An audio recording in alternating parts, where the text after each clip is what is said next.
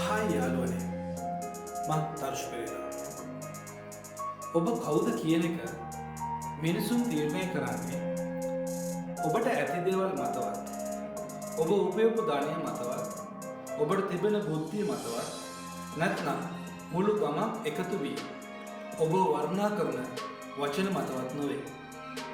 ඔබ සැබෑවටම කවුද කියන එක පෙන්වන්නේ ඔබ ළඟ ඉන්න මිනිසුන්ට ඔබ කොහොමද ආදරය කරන්නේ, ඔවුන්ට කොහොමද සලකන්නේ, ඔවුන්ව කොහොමද බලාගන්නේ සහ රැකගන්නේ, ගරු කරන්නේ කියන ඒ ක්‍රියාවලිය මතයි. ඔබ කොච්චර උසකට ගියත්, ඔබ කොපමණ මුදල් හම්බ කරත්, අනිත් මිනිසුන්ව ආදරයෙන්, කරුණාවෙන්, ගෞරවයෙන් සලකන්න දන්නේ නැත්නම් ඔබ ගුණයහපත් මිනිසෙක් හැටියට මේ සමාජය කවමදාකවත් පිළිගන්නේ නැහැ.